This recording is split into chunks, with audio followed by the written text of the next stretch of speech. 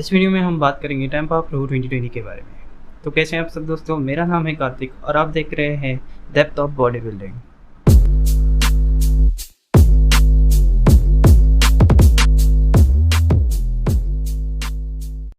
तो वीडियो में बात करते हैं हम टैम्पा प्रो 2020 के बारे में।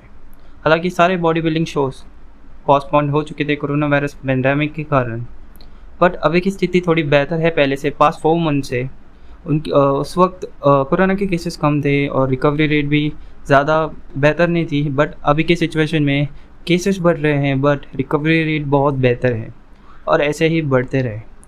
और मैं विश करता हूँ कि कोई भी कोरोना केस इस दुनिया में ना रहे। तो मैं बात कर रहा था इस समय में कुछ गवर्नमेंट ने कुछ बिजनेसेस को फ्रीडम दी थी, जैसे अपने बिज़नेस ओपन करके अपने बिज़नेस को रन कर पाए। उनमें से एक बिज़नेस आते हैं बॉडी बिल्डिंग शोज़। जैसे कि आपको पता है जुलाई के मंथ में बहुत सारे बॉडी बिल्डिंग शोज़ हो चुके हैं, जिनमें से एक आता है टैम्पा प्रो। टैम्पा प्रो हुआ था 30 जुलाई 2020 से लेकर 2 अगस्त 2020 तक, जिनमें बहुत सारे ओलंपिया एथलीट्स ने कम्पीट किया था टैम्पा प्रो में। जैसे कि आपको पता है मेंस फिजिक डिवीज़न के रनर अप पिछले साल के और 3 टाइम आर्नोल्ड क्लासिक विनर 2018, 2019 से 2020 तक एंड्रे फर्ग्यूसन ने कम्पीट किया था टैम्पा प्रो में। बट उनकी फ़िज़िक वैसी कंडीशनिंग नहीं थी आर्नोल्ड क्लासिक जितनी, बट बाकी कंपेटिटर्स थे उनकी फ़िज़िक बहुत अपीलिंग थी, उनके एप्स विजिबल थे, उनकी फ़िज़िक बेहतर दिख रही थी बाकी कंपेटिटर से। इस वजह से उनकी प्लेसिंग फर्स्ट आई और उन्होंने मेंस फिजिक डिवीज़न में फर्स्ट प्लेसिंग लाई टैम्पा प्रो में। बात करते हैं जॉर्ज पीटरसन की। जैसे कि आपको पता है जॉर्ज पीटरसन एक ओलंपिया एथलीट है। वो क्लासिक फिजिक डिवीज़न में कम्पीट करते थे, बट उन्होंने बोला कि मुझे इम्प्रूव करना है अपना फिज़िक, क्योंकि क्लासिक फिज़िक में एक वेट और हाइट सिचुएशन रहती है जिसमें उस हाइट पे उतने वेट ले सकते हैं, जो कि था उनका 184। उनमें उनकी फ़िज़िक बेहतर नहीं हो पा रही थी, वो थर्ड प्लेसिंग से ज़्यादा ऊपर नहीं जा पा रहे थे। तो इस वजह से उन्होंने 212 डिवीज़न में स्विच करने का सोचा। जैसे कि आपको पता है ओलंपिया के लिए उन्हें क्वालिफाई करना होगा तो उसे कोई प्रो शो जीतना होगा। तो उन्होंने टैम्पा प्रो के लिए प्रेप शुरू किया कि फिजिक बेहतर दिख रही थी, कंडीशनिंग भी बेहतर, उन्होंने मसल मास ऐड किया था। जैसे कि आपको पता है 212 डिवीज़न में 212 पाउंड्स का होना ज़रूरी है। तो उनकी फिजिक बेहतर थी बट कंडीशनिंग इतनी बेहतर नहीं थी। डीप कट्स थे, सेपरेशन, साइज, प्रोपोर्शन सब बेहतर थी, बट वैसी कंडीशनिंग पील टू बोन नहीं थी। बट बाकी कंपेटिटर से उनकी फ़िज़िक बहुत अच्छी थी, इस वजह से उन्होंने प्लेसिंग फर्स्ट लाई टैम्पा प्रो में। बात करते हैं मेंस बॉडी बिल्डिंग या ओपन डिवीज़न के बारे में। जैसे कि आपको पता है हंटर लब्राडा अपना प्रो डेब्यू कर रहे थे। नेशनल चैम्पियनशिप जीतकर उन्होंने अपना प्रो कार्ड जीता और पहले ही प्रो शो में उन्होंने अपनी जीत हासिल की, मतलब उन्होंने टैम्पा प्रो जीत लिया। हंटर लब्राडा बेटे हैं the great body building legend Lee Labrada के बेटे। जैसे कि आपको पता है क्या उनकी प्लेसिंग सच में उनकी फ़िज़िक वैसे थी या उनकी फ़िज़िक बहुत डाउन थी, या इयन वैलेरी जो कि सेकंड प्लेसिंग लाए ओपन बॉडी बिल्डिंग डिवीज़न में, क्या उनकी फ़िज़िक में कुछ इम्प्रूवमेंट थी गए साल से? गए साल में उनकी उनकी प्लेसिंग थी थर्ड, सेकंड थे लुक्स एंड फर्स्ट थे डेक्स्टर जैक्सन। तो उनकी फ़िज़िक में मुझे तो कोई इम्प्रूवमेंट नहीं दिखी। क्या सेकंड प्लेसिंग के हकदार थे सच में इयन वैलेरी, या थर्ड प्लेसिंग लाने वाले ड्वेन वॉकर एक्चुअल विनर थे टैम्पा प्रो के? तो मैं इस वीडियो में इन तीनों कंपेटिटर्स का कंपैरिजन करूंगा। इन तीनों कंपेटिटर्स का कंपैरिजन होगा symmetry round and mandatory pose में।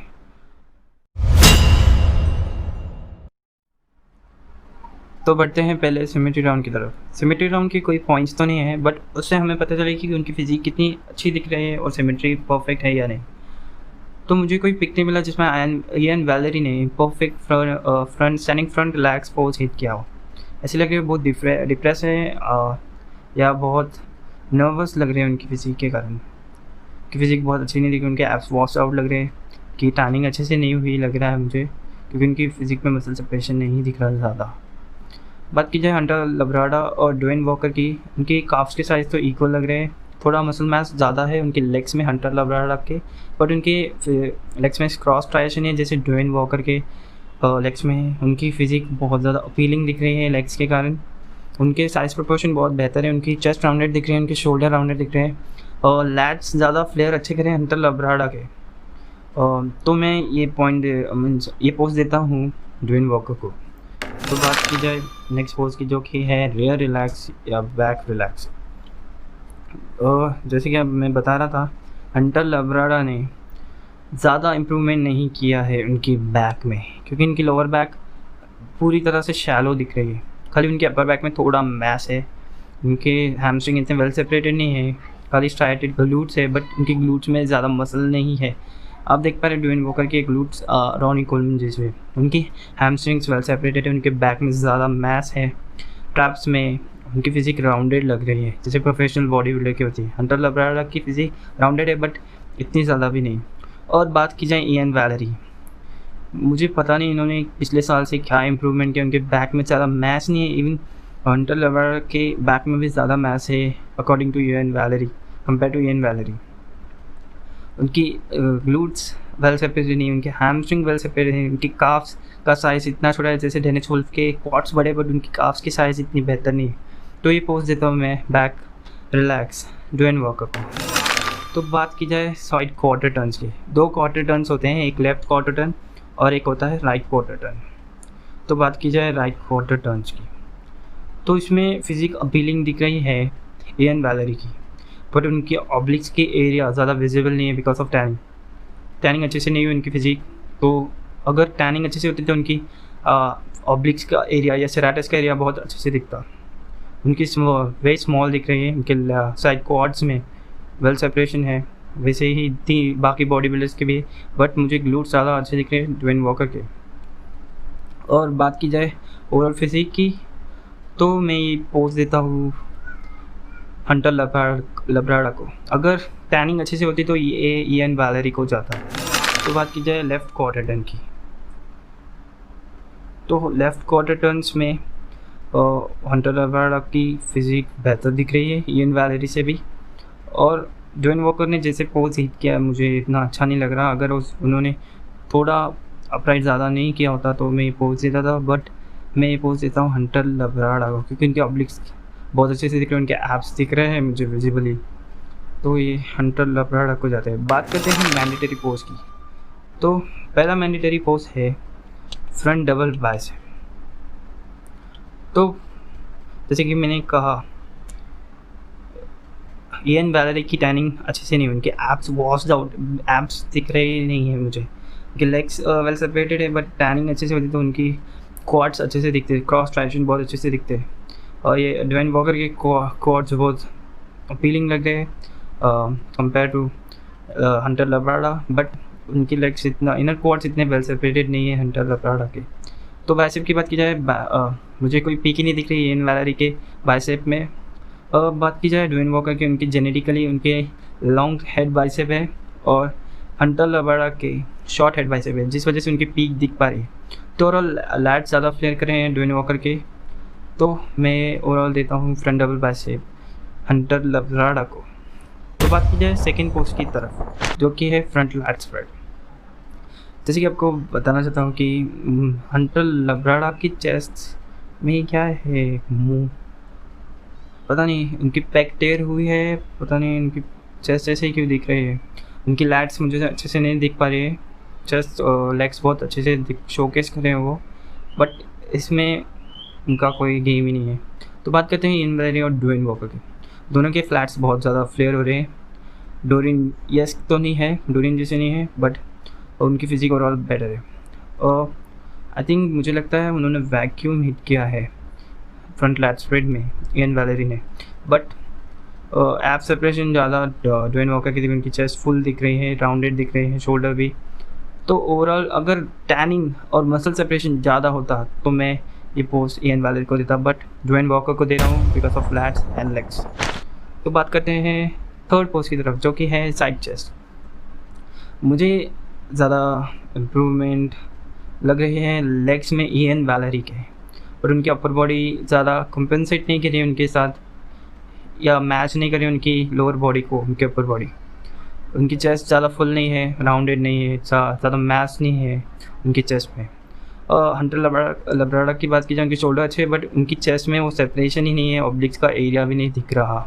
लेग्स की बात की जाए, लेग्स अच्छे हैं, साइड ग्लूट्स हैं उनके, साइड क्वाड में डिटेल है, बट बात की जाए ड्वेन वॉकर की, उनके ग्लूट्स में सेपरेशन नहीं है, बट साइड कॉर्ड अच्छे है, बट इतनी साइज़ नहीं है उनके लेग्स में, बट उनके ऑब्लिक्स का एरिया अच्छा दिख रहा है। और ये चेस्ट में एक एंगल दिख रहा है, बट स्ट्राइटेड है उनकी चेस्ट, शोल्डर अच्छे राउंडेड है, तो ये पोज जाता है ड्वेन वॉकर को। तो बात की जाए साइड ट्राइसेप, ये इयन वैलेरी ने कौन सा पोज लिया है, इसमें तो उनकी ट्राइसेप का डेवलपमेंट ही नहीं दिख रहा।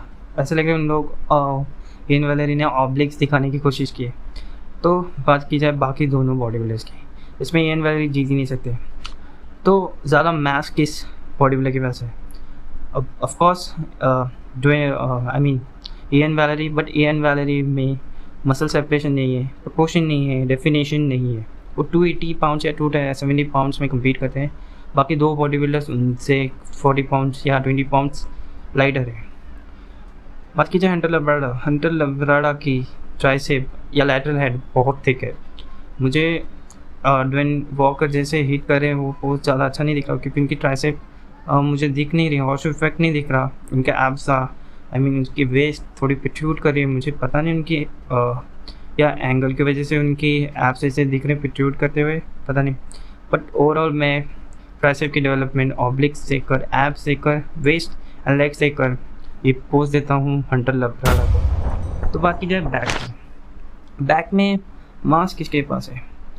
अपर बैक में ज़्यादा करके मैच है Dwayne Walker and Iain Valliere के, बट इयन वैलेरी के फिजिक में मसल सेपरेशन नहीं है। उनके लोअर बैक में थोड़ा मैच रहता तो उनकी क्रिसमस ट्री दिख सकती थी, बट उनके लेग्स में सेपरेशन नहीं है, उनके ग्लूट्स में सेपरेशन नहीं है, तो इयन वैलेरी इस पोज में भी हार जाते हैं। तो बात करते हैं ड्वेन वॉकर और हंटर लब्राडा की।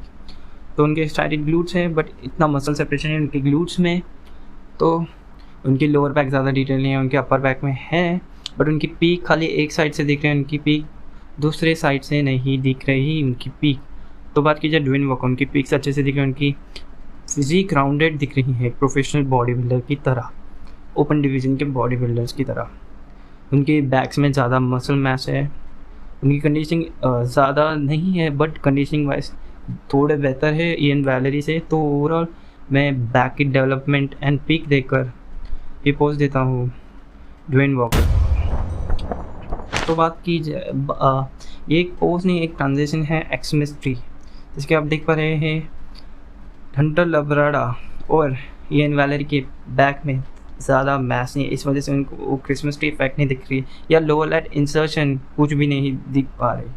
बात की जाए ड्वेन वॉकर के, उनके लोअर लैट इंसर्शन में आपको क्रॉस ट्राइशन दिख पा रहे हैं, आई मीन मसल सेपरेशन या मसल फाइबर्स दिख पा रहे हैं, तो इसमें जीतते हैं ड्वेन वॉकर। तो बात की जाए बैक लेग स्प्रेड, जैसे कि मैंने कहा इयन वैलेरी के बैक में ज़्यादा मैच ही नहीं है, तो नो कॉम्पिटिशन, उनकी अपर बैक ही ज़्यादा बड़ी है बस, और कुछ नहीं। उनकी मसल सेपरेशन उनको सेकेंड प्लेसिंग कैसे दे दी पता नहीं मुझे।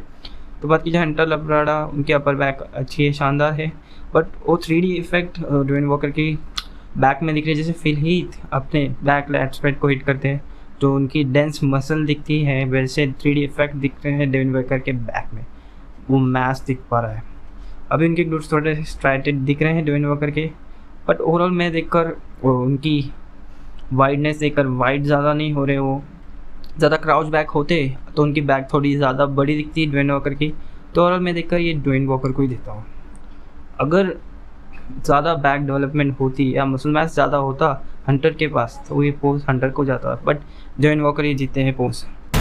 तो बात की जाए एब्स एंड थाई, मुझे इस शो में ये तीनों बॉडी बिल्डर्स ने कोई भी traditional abs and thigh pose hit ही नहीं किया। किसी ने किया वो ड्वेन वॉकर ने, और एक 4th प्लेसिंग लाने वाले बॉडी बिल्डर्स ने किया है, जैसे कि बट वो एंगल जो ड्वेन वॉकर ने abs and thigh traditional pose hit किया है वो भी साइड एंगल में किया है, जिससे उनकी पूरी एब्स नहीं दिख पा रही। और बाकी जाए इयन वैलेरी की एब्स तो वॉश्ड आउट है, कुछ भी नहीं दिख रहे उनके एब्स में, इवन ऑब्लिक्स भी नहीं विजिबल है क्योंकि बिकॉज ऑफ टैनिंग। बात की जाए हंटर लब्राडा की, उनके एब्स में मसल सेपरेशन बहुत अच्छे डाइस दिख रहे हैं, उनके एब्स ऑब्लिक्स भी दिख पा रहे हैं, और सेराटस इतना ज़्यादा विजिबल नहीं है। सेराटस विजिबल है ड्वेन वॉकर की फिजिक में, बट उनके ऑब्लिक्स ज़्यादा विजिबल नहीं है। मेरे पास एक और पिक है जिसमें आप देख पा रहे हैं उनके ऑब्लिक्स। बात की जाए हंटर लब्राडा की, उनकी सेराटस अभी ऑब्लिक्स और दोनों दिख पा रहे हैं, बट उनकी हो दोनों के लेग्स में फेदरनेस देख पा रहे हैं। हंटर लब्राडा और ड्वेन वॉकर के लेग्स में, क्वाड्स में फेदरनेस बहुत रेयर होता है। बात की जाए ऑब्लिक्स दिख पा रहे हैं हाँ अभी ड्वेन वॉकर के, बट ओवरऑल मैं देखकर उनकी फिजिक सोचकर ये एब्सेंट है देता हूँ हंटर लब्राडा को, क्योंकि मुझे नहीं लगता उनकी वी टेप ड्वेन वॉकर की वी टेप पर शानदार होगी पर इतनी ज़्यादा अपीलिंग नहीं होगी। तो बात की जाए मोस्ट मस्कुलर की, इयन वैलरी ऐसे लग रहे हैं उनकी फिजिक बहुत वाइड है, इस वजह से उनकी शोल्डर्स बहुत अंदर आ रहे हैं। ऑकवर्ड अपोजिंग बोलता हूँ मैं, ऐसे ही रॉनी कोलमैन के साथ भी होता था जब 2003 में उनकी फिजिक बहुत वाइड हो चुकी थी, जब उनको ऐसा करना पड़ता, या पॉल डिलेट क्योंकि इतने ह्यूज मास मॉन्स्टर थे, बट उनका मोस्ट मस्कुलर बकवास। बट बात की जाए वास्ट, उनके एब्स वास्ट और उनके चेस्ट ज़्यादा राउंडेड नहीं है, शोल्डर में ज़्यादा separation, shoulder to bicep ratio separation नहीं है, लेग्स में ज़्यादा सेपरेट, क्वाड्स बट टैनिंग इतनी अच्छी से नहीं हुई है। तो बात की जाए हंटर लब्राडा और ड्वेन वॉकर की, पर हंटर लब्राडा की पैक एक्चुअली टेयर हो चुकी है, मुझे पता नहीं बट टेयर हो चुकी है आई थिंक उनकी पैक। मसल सेपरेशन बहुत बेहतर है दोनों बॉडी बिल्डर्स में, बट उनके एब्स मुझे ज़्यादा अपीलिंग नहीं लग रहे, अपीलिंग लग रहे हैं ड्वेन वॉकर की। उनकी चेस्ट में स्ट्राइशन दिख रहे हैं, फुल दिख रहे हैं, वो राउंडनेस बहुत बेहतर दिख रहे हैं, बाल शेप बहुत बेहतर। तो ये हैंड क्लास मोस्ट मस्कुलर या मोस्ट मस्कुलर पोस्ट में देता हूँ ड्वेन वॉकर को।